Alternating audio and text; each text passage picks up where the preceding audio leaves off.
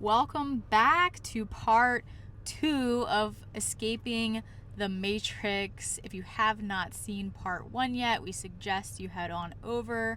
You don't want to miss it. If you're new here, my name is Jessie. I'm B. And we're going to get right into part 2. Let's go.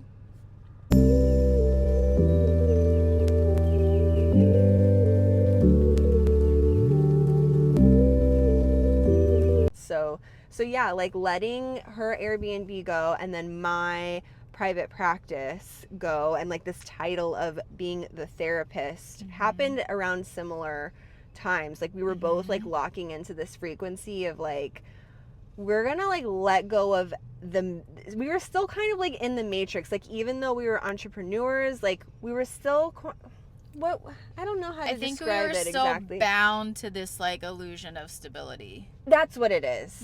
Right. Like we were just like, we were still clinging on to other things. Maybe it wasn't like a corporate job or, you know, your private practice, but it was like, yeah, like the material thing, like letting that go. That was like a huge shift for us. And like when we said earlier on in this episode that we're like crazy, so right when I let my home go, she let all of her clients go. We sold our cars. We condensed our life down into, what was it, 4 suitcases? Yeah. 4 big suitcases and like 2 carry-ons and some backpacks. And we full sent it, you know, like we're risk takers. And like, I don't think I gave myself enough credit for that before until, you know, our conversation with our friend, and she was like, what? And I was just like, oh yeah, we did that. Like that's nuts. Like there's nobody in my life currently that I know who has done that or been brave enough to do that. Like they talk about wanting to do it, but like probably never will. Yeah, and literally everyone that we had talked to around that time, they're like, that's the dream. Like you guys are like living the dream. And I don't think I realized it at the time. Like I felt very free and it felt like super exciting. Like we're going on this adventure. Like I don't know what's going to happen, but I don't really think that I realized like I was living a lot of people's dreams in a way. And then my own dream that I didn't even know I had until I met her. Right. And so so fast forward, we sold everything that we owned, right? Yep. And we felt this call. We didn't know exactly what it was. I remember coming out of a meditation and being like, oh, it's Costa Rica. We're going to go to Costa Rica. Yep. And we're going to travel around for a couple months and see which part we really like vibe with. And then it was just like, wait a minute, we're going to Thailand, we're going to Southeast Asia, we're gonna go to Indonesia, we're gonna like do all these things. And then we just did it. We just did it. We had no plan. We didn't even plan, like the only thing we planned before we went was obviously the flight there and where we would like rest our head for like a week. Yeah, it was like 5 days. It was like 5 days. It wasn't even a full 7. And like we just flew by the seat of our pants. And it was, in hindsight, really cool. Really fucking cool. At the time, it was really uncomfortable because both of us are very much so planners.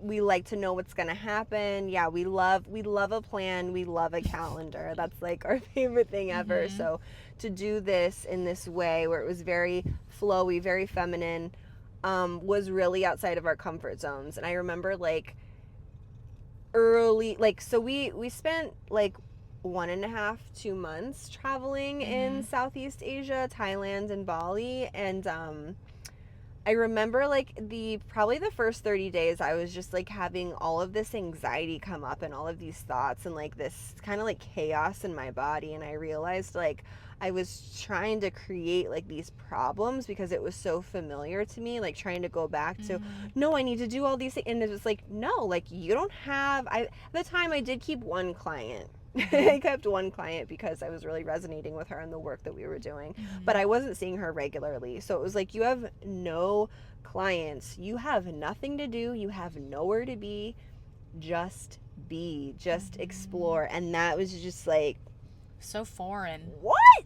Yeah, it was such a foreign concept because I was just like, me too. I had a similar experience. It was like, oh, like we gotta be doing, we tried to like record our podcast and like, yeah, I feel like the universe was telling us like, chill. Like the technology was not working, the Wi-Fi was not working, the platform we were trying to use not working. It was all malfunctioning, and it was just like the universe saying, slow down, meditate. You have a shared mission together, a shared purpose.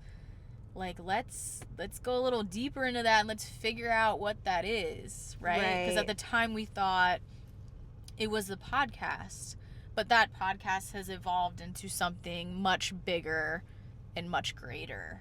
Right. We had started a podcast like a couple months before we let everything go and left to Thailand. And yeah, we both had this feeling of we need to create something together. So it started out with a podcast, and then on this beautiful journey of like letting go, surrendering, being more freedom, it started blossoming into, like we want to help people, we want to help women, we want to coach like queer women, queer couples. Like we birthed a whole course on self-love and this challenge, and it was just like, oh my God, this is becoming like such a big thing, such a beautiful like big entity that like we just thought it was going to be a podcast, but like, we're learning so much now. If like you take action, clarity comes with that. And so many of us will hold back on starting and taking action because we don't know what the steps are after that. And I totally resonate with that because remember, like we're planners, we like steps, we like a structure. But I see how if we didn't like take all of these steps, we would have maybe just stayed with the podcast and never like blossomed into what the Mason movement is today and what it's going to be in a year from now, in 10 years from now, like the beautiful legacy that we're creating, that we're going to leave for the planet.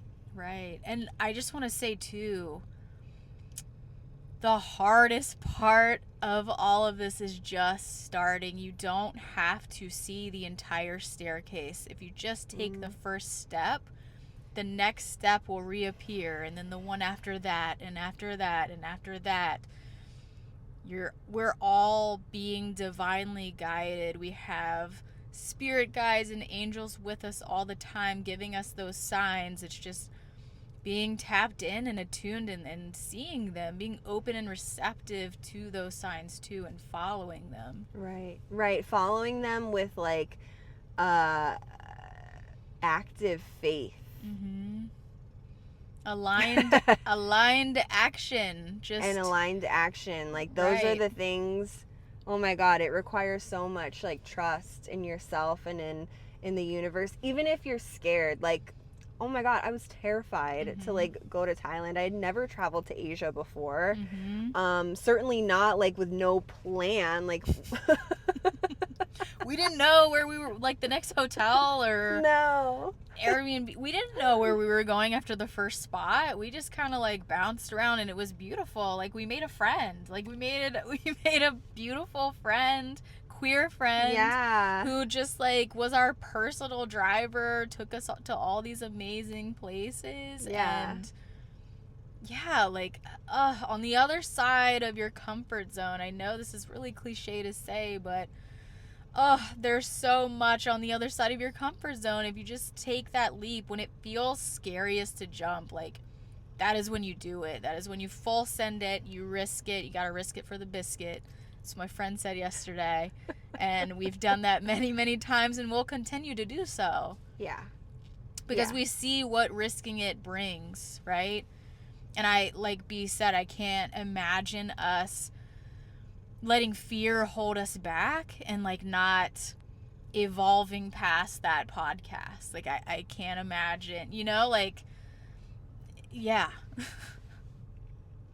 And also, I think it's important to say, like, I'm someone that has historically struggled with, like, a lot of anxiety, a lot of fear. And has done really scary things with all of that anxiety and fear. So like, it's not like, oh, take all these risks and just trust that God's got it and you're cool. Like, no, you it's okay to be scared while doing it. And I think the fear, from what I've heard from like my people, like, fear doesn't go away. It's just like how you maybe listen to it and how you interact with it or don't. You know, do you allow it to control you, or do you make friends with it, make peace with it, and do the damn thing anyways? If you're loving this episode so far, don't worry, there is a part 3. Stay tuned. If you haven't already listened to part 1, go back and do that. Remember to like, subscribe, comment, share with your friends. We love you so much.